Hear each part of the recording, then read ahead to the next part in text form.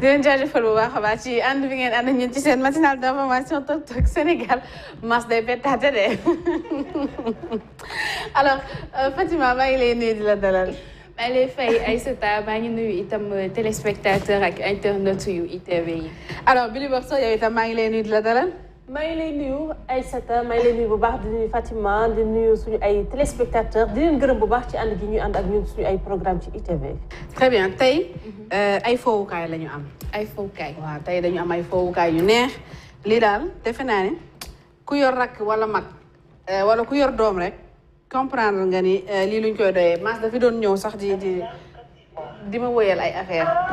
donc tey ci solution tech ay comptines la ñu indi. ay comptines la ñu Fatima Ba indin ay berceuses ak ay comptines d'Afrique. Fatima Ba muy lu am solo nag parce que ñu nekk ci Noël. ñu toll ci jamono yu utal xale ay cadeaux donc ma bàyyi la nga expliquer ñu rek. Aïssata Diagne comme ni nga ko waxee tey dañoo indi ay livre sonore boo xamante ni particularité bi mooy ay berceuse ak comptines d'Afrique la am berceuse ak comptines d'Afrique berceuse nag mooy loo xamante ni dañ koy wëyal bébé wala boo bootee bébé ñun nag fii Sénégal ayu nene la ñu gën a xam. comptine ak nga xamante ni comptine di ko raconter ay histoire des fois bébé buy tëdd wala xale bi buy tëdd di la naa nga raconter ko histoire ay comptines yoo xamante ni des réalités bien africaines ñoo xamante ni benn parent benn soxna soo xamante ni mu ngi wuyoo si turu Astou Diop ak Mohamed ñoom ñoo ko tëral di ay sénégalais ñoom nekk foofu la ca France dañuy seetaan élément bi nga xamante ni kii di Astou Diop di cofondatrice Vijana mu expliquer ñu lan mooy Vijana ci boppam. Aïcha c'est parti. Tok Tok Sénégal. tey dañ leen indi lu bees donc une innovation technologique aussi et ludique et éducative donc c'est benn livre sonore de comptines et berceuses africaines donc maanaam soo bësee puce yi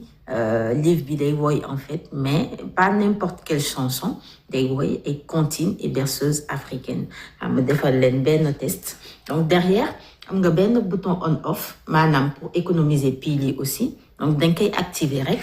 après voilà on appuie juste la puce voilà chanson zoulou d'Afrique du Sud. donc c'est quand même sous ce format là maanaam lu bees la daal kenn mësu ko def et je pense que war ngeen am tuuti fierté parce que doomu Sénégal moo ko indi moo ko tëral moo ko xalaat moo ko réalisé donc voilà donc si biir am ngeen aussi texte à part woo yi am nga texte bi donc am nga titre comptine bi am nga la langue utilisée am nga la traduction en français maanaam dañ lay firil en fait comptine bi li muy tekki ci nasaraan et am nga traduction aussi en anglais et juste en bas là xam ndax di ngeen ko gis bu baax a baax am nañ benn carte d'Afrique buy localiser en fait Afrique du Sud fii exemple bi Afrique du Sud la buy localiser Afrique du Sud ci kii bi ci continent africain donc ci carte bi donc dama leen di won aussi exemple au Sénégal parce que def nañ aussi ayo nene par exemple ci kii bi donc fii gis ngeen dañoo liggéey bu baax a baax aussi illustration yi gis ngeen góore ci fond boobu gis ngeen gaal bi gis ngeen jëmbe bi même uppukaay bi sax mu ngi ci biir donc def nañ liggéey vraiment bu am solo donc loolu mooy suñu njëriñu doom yi mooy pour assurer la relève pour assurer en fait l'avenir de nos enfants et surtout di leen jàngal aussi ñoom seeni culture c'est yenn valeurs yi yenn détails culturels yi donc loolu pour ñun c'est vraiment très très essentiel c'est très important surtout ñun ñi nekk bitim réew instant bi ak suñu doom yi il faut que ñu def ci ñoom culture bi les points culturels là c'est très très important. Tok Tok Sénégal. En tout cas, Fatima, c'est très très intéressant li nga xam ne moo di ce livre sonore là man pour man on devrait même pas s'arrêter à des continents avec ce projet là mën na dem gën a yaatu ci yeneen affaires yoo xamante ne nii day tax xale bi gën a xam sa culture te parce que y a rien de mieux que li nga xam ne moo di déglu surtout xale buy déglu lu mu dégg da koy répéter alors mu ngi koy xaw a brosser un tout petit peu lan moo tax ñoom ñu daal di taxawal cette initiative. li tax ñu taxawal ko déjà moom mu ngi koy expliquer parce que nee na déjà ay parents yoo xamante ni nekkuñu fii Sénégal souvent seen doom yi bu ñu juddoo dañuy jéem a jël culture européenne boo xamante ni dañuy dem sax ba perdre donc pour nga xamante ni dinañ bercer xale bi ci culture africaine am moo tax ñu gën a taxawal lii gis nañ tamit mooy le manque c'est-à-dire ci marché bi gisuñu ci culture africaine bii ni comptine berceuse yi fan lañ koy mën a amee que sur YouTube déjà YouTube yaa ngi exposé xale bi ci écran yi donc pour daw loolu noonu nga xamante ni dañuy bañ a xale yi teel see dugg ñoom moo tax ñu créer lii nga xamante ni innovation la ci marché bi marché su mën nañ kaa am berceuses yi nga xamante ni dañ ko doon faral di gis ay berceuses européennes mais lii nii pour une première fois ñu gis benn ay parents sénégalais ñu def ko mu nekk initiative boo xamante ni c'est à saluer bu pare war kaa innovation boo xamante tamit war nañ ne gën a fësal jusque chaque fois boo defee dara dina am ay points positifs ak négatifs manquement dina am parce que comme lu bees la dañuy def denn rek nga xamante ni après on va essayer d'améliorer ce qui est le reste à faire. Très bien, en tout cas c'est très intéressant da ngay gis fii nii par exemple dañuy def comptine bi bind ko ci langue bi mu nekk bu dee aayoo nenne la après ñu traduire ko ci français traduire ko ci anglais et man ce que je trouve intéressant surtout Fatima ci lii nii mooy li ñuy wax ci wàllum écran yi combien de fois ñuy jot ay alertes disant que nañuy éviter di exposer suñu doom yi ci écran yi lu bari et continue parfois ñun pour calmer xale yi wala boo bëggee noppaloo nga bëgg xale bi may la jàmm da ngay préférer taalal ko écran bi rek tegal ko ay continue muy seetaan et quand on a des livres quand même je trouve que c'est beaucoup plus intéressant déjà que c'est une bonne initiation à la lecture. Voilà c'est ça parce que ñoom ñii sax ñu ngi woon foofu les exposé foofu ci monument ba nekk fële place de la Renaissance place du souvenir exposé fa benn fois nga xamante ni livre bi ba tawee mën nga kaa am parce que comme ñoom ñu ngi basé wu foofu la ci France mais livre bi mën kaa am fii ci Sénégal il suffit que nga dugg seen page internet wala seen page Facebook Vijana Collection nga mën kaa am déjà Aïssata livre bi am na 10 pouces maanaam tey xale bi c'est facile pour mu utiliser ko boo gisee Sénégal ñoom ñu ngi ko mandargalé ñu ngi ko identifié ak ay gaal def ci drapeau Sénégal boo defee xam nga tegal leen bu Sénégal bi waaw tegal ñu bu tegal leen Sénégal suñu ayone bi Sénégal.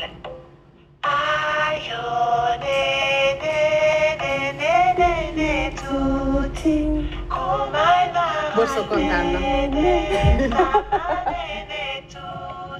est-ce que doo dem si bu Aminata bi Aminata Touré Amina, Côte d'Ivoire. Amina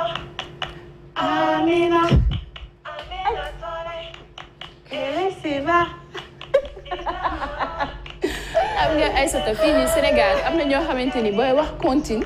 ak ay berceuse am na ñu bëri xamuñu ko parce que dañuy foog ne yëfu tubaab la alors que lii nii c'est vrai que suñu culture la Amina Touré bi nga xamante ni Côte d'Ivoire moom balaa mu laa wax sax dalay wax déjà pays bi mu jugee mooy Côte d'Ivoire defal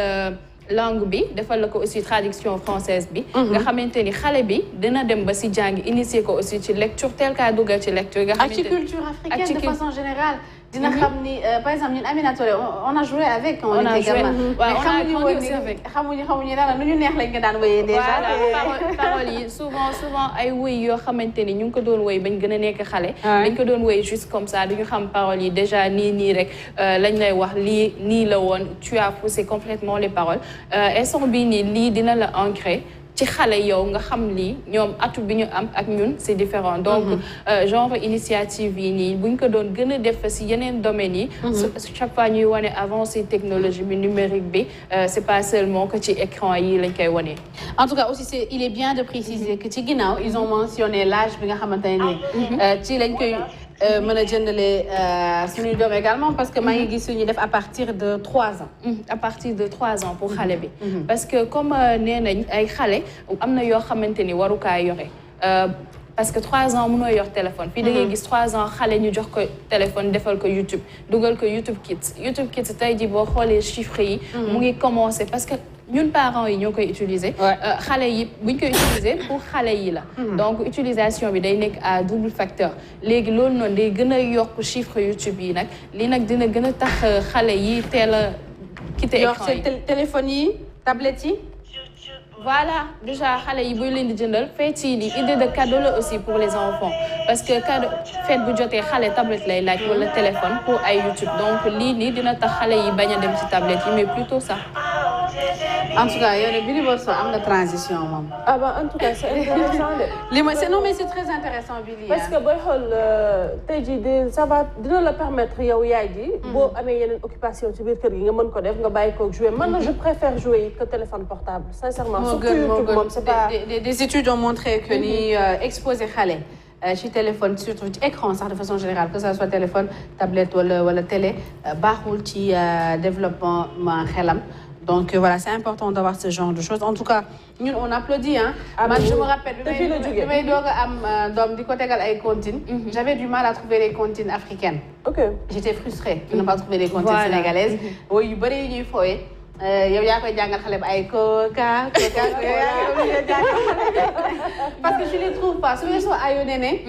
doo trouver dara demoon naa ba jàpp ni Amina Tollé sax ñun ñoo ko moom mais après c'est après que j'ai compris que sax Amina Tollé moomuñu ko man ak livre bi ci laa découvert que Amina Tollé nekkete Côte d'Ivoire la jógee ñun ñu dem ba di ko utiliser di ko changer aussi des fois parce que di nga dégg benn comptine boo xamante ni livre bi bu koy déglu am na ñenn ñoo xam ne dañuy naan waa dafa tubaabe wéy bi dafa tubaabe mën nañ kaa façon wéy bi mën nañ kaa gën a wala fale wala ni nga koy waxee gën a ngéwél gis naa si am na beneen xam naa ne comme on est ci Noël dinaa la suggérer su dee mën na nekk nga indil ñu ko la semaine prochaine am na également beneen sénégalaise bu def le même projet mais pas ci livre sonore sur YouTube comme ni YouTube Kids am na une sénégalaise bu def ay raay mbelle ay ayoo nene lépp continue rythmé am ay tëgg sabar ay tama après dinaa la jox le lien nga xool comment tu peux t'arranger comme ñu ngi ci Noël pour semaine prochaine nga indil ñu d'autres comptines sénégalaises parce que c'est le moment de faire des cadeaux aux enfants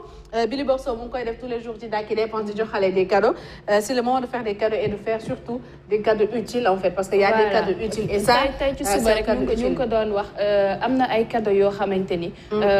digle wuñ ko ñu koy joxe xale yi parce que xale yi mën nañ cee fooy ba rëccali si leen dugal ko seen gémmiñ ay sata après loolu day dem indil leen loraange déjà sur le marché ñi koy jaay sax ñoom xamuñu ko ay na parents yoo xamante ni ko amuñu conscience boobu noonu que nekkul cadeau yëpp la ñu war a jox xale nekkul jouet yëpp aussi que xale yi dañ kaa war a jëfandikoo xam nga ñun sénégalais habitude de consommation bu ñu am mooy dañuy ñëw rek jënd duñu xool ndax baax na wala baaxul si c'est toxique ou pas l'essentiel c'est de satisfaire l'enfant alors que boo koy satisfaire aussi yow yaa ngi koy nan la koy waxee yaa ngi koy loraale voilà c'est ça en tout cas c'était très intéressant ñun ñëpp tey delloo nga ñu xale alors dañuy daal di jàll ci actualité people ak Billy Bosso say actualité people nga koy tàmbalee ak question bi nga xamante ne démb ba tey ñëpp a ngi koy waxtaanee ci réseaux sociaux yi site internet ñu ngi ciy waxtaan ndax ki nga xamante ne moo di Cheikh Amar gannaaw ba mu defee accident de la circulation bi dañu dagg tànkam. mi nga ko waaye laata loolu xale bi mën a déglu olof. ah moom a jaaxal de. pël la nag de pël la waaw tamit waaw xam nga ku nekk man pël laa noonu xale yi dañoo tubaab ba ëpp trop arrêté leen. voilà comme ni nga ko waxee Aïssata ñu dalal téléspectateurs yi seen rubrique people comme chaque mercredi rek. alors xam ngeen que atub 2019 kii di Cheikh Amar defoon na benn accident si autoroute Ila Touba bi. moom ak ñi nga xamante ne nii ñoom la àndaloon. mu nekkoon accident boo xamante ne nii métti woon na lool ndax yóbbu woon nañ ko sax ci hôpital boobu di Matlaboul Fawzeyni alors démb nag dañoo xëyee ak benn rumeur mën nañ ko tuddee wala buzz que ni Cheikh Amar finalement duñu mujj dagg tànkam mais après jëlaat nañ déggaat nañ leneen que ñenn ñoo xamante ne nii jege nañ Cheikh Amar weddi nañ ko nee na du dëgg kenn daggul tànkam mu nekk nag rumeur yoo xamante ne nii depuis démb ñoo ngi koy dund ba tey sax nag am na ñu jàpp ne dañoo dagg tànkam waaye ci beneen camp bi am na ñu génn ne tànkam kenn daggu ko mi ngi tane mi ngi ci jàmm ak salaam mu nekk nag loo xamante ne nag mbir yu doy waar la comme ni ma ko waxee woon la dernière fois rek ci mbirum Mame Matar Gueye alors bu bu ñu demee nag ba site internet yi di bind lu leen neex nag il est temps nag ñu taxaw defaat taxaw seetlu xoolaat vraiment li nga xamante ni moom mooy titre dem ba nag di ji nit ki ne tànkam dañ ko dagg. nañ ko ñaanal jàmm su dee amut. waaw quand même en tout cas jaxase na xel ñu bari démb sur la toile on a vu beaucoup de personnes s'exciter. nit ñi di ko partagé il a fallu tey suba maa ngi koy wax ma ne la man il a fallu que ma gis démenti bi pour sama xel dalaat tuuti. donc nañuy góorgóorlu daal di vérifier. en tout cas là information yi. doy na waar il est temps que ñuy vérifier seen i information te dafa am ñoo xam ne ndeysaan ñoom dañuy copier coller da ngay gis sax. benn titre ñetti site internet ñooy ndroo titre ñoom copier coller. dañuy arrêté copier coller te parce que information. normalement boo fekkee yaa ngi woowee sa bopp journaliste. daam journaliste sama yaay neen daam journaliste am gàddu katu micro. alors boo demee ba woowee sa bopp nag journaliste nag il est temps que nag parce que information day wóor. day wér te wóor. donc moo ngi noonu nañu mais nag lii nag c'est man pour man je trouve que ne vraiment c'est abusé quand même dem ba yéene nit ki ne dañoo dagg tànkam. quand même juste pour avoir des clics. non c'est trop quand même. c'est comprimé en tout cas une autre note une note positive. ki nga xam ne moo di Dieyna Baldé dafa génne clip bu bees. la petite Dieyna dafa génne clip bu bees tàq après coow li nga xamante ne nii génne na ci récemment rek ñëw na nag ak fraîche vraiment. comme ni ñu ko waxee jël na carrière am en main. ñëw na nag ak clip bu bees tàq tuddee ko amitié dëgg la comme ni ñu koy waxee amitié dëgg la alors foofu la génn mu nekk clip bu nice am nañ benn extrait suñu ko mënee seetaan elle est tellement jolie cette fille très belle vraiment bon man nag force bi nga xamante ne nii vraiment am na ko man neex na ma elle a su se relever xale la xale bu ndaw li nga xamante ne nii dund na ko fii yëpp mais chaque fois rek mi ngi jugaat mi ngi imposer boppam maa ngi koy ñaanal parce que man jàpp naa ne lépp loo xamante ne nii rek day dal doomu aadama pour man nattu la amuñu droit juger kenn suñu borom mooy dogal te nag nattu boo ci génnee comme ni ñu koy waxee wolof day war a faral di wax naan suñu borom bu weeree say ay jublu ci lenn lu dul dimbali la waaye doomu aadama nag bu weeree say ay moom jublu ci lenn lu dul yàq la donc mu nekk tube bu nice clip bu rafet boo xamante xam nga nag décembre lañ nekk artistes yi dañuy jox ay cadeau xam nga c'est vrai clip bu nice tuddee ko amitié c'est le moment oui tuddee ko amitié ba pare yokk ci dëgg la ay ci def seetaan extrait clip bi ñëwaat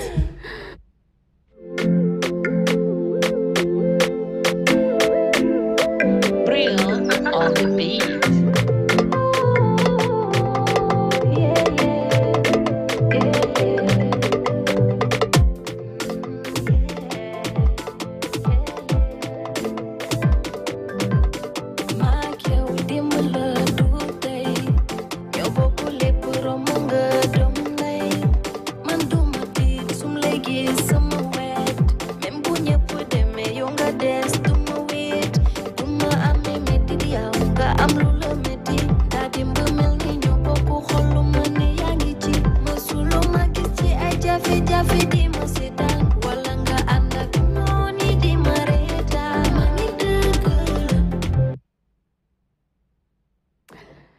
Alors, Dieyna célèbre pour voilà ay relations surtout ak beneen woykatan bu tudd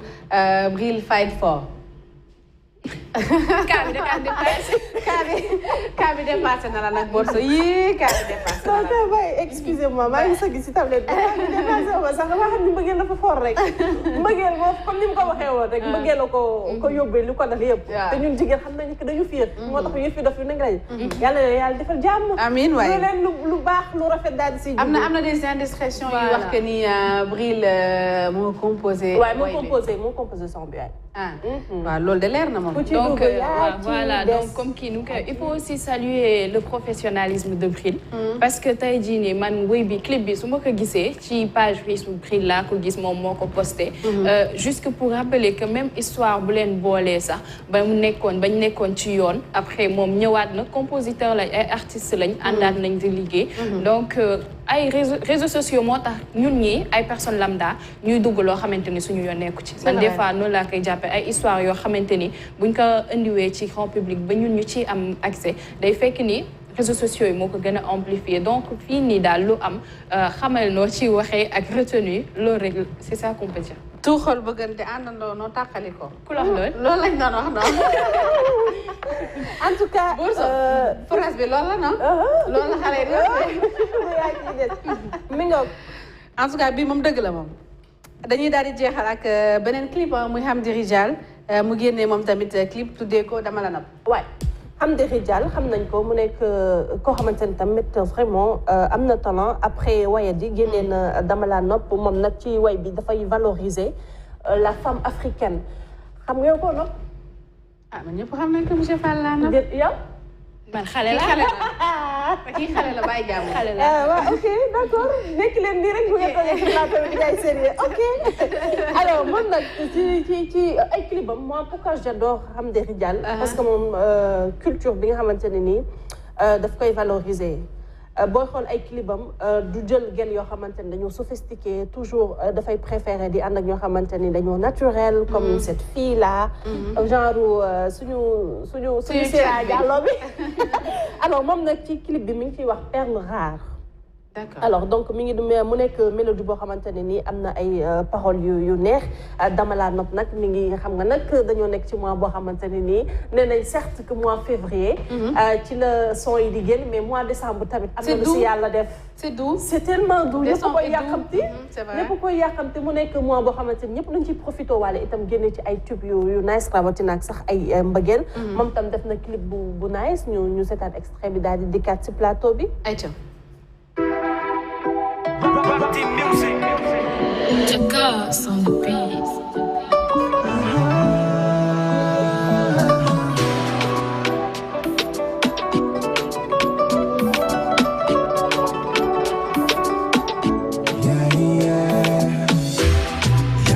Yagamar,